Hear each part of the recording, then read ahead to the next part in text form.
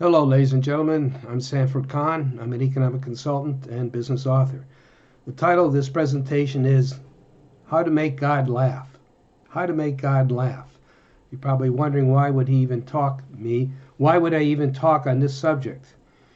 Well, I use a classical definition of economics, which is the study of human behavior in its historical setting.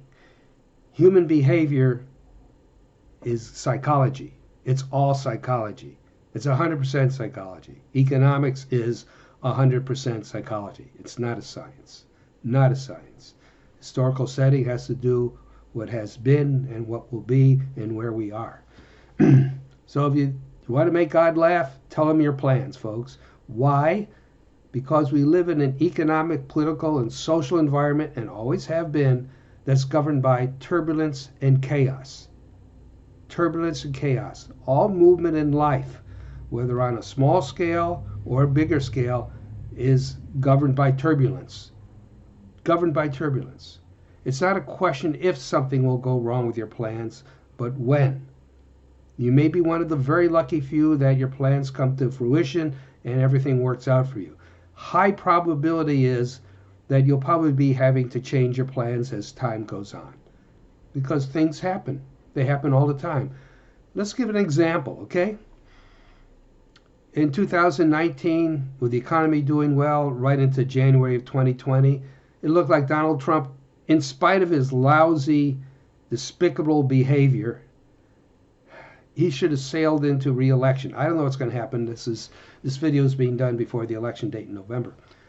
But he should have easily sailed into re-election. The economy was doing great, unemployment extremely low, wages and salaries are going up, especially for the bottom fifth. They were actually going up faster percentage-wise than the top fifth.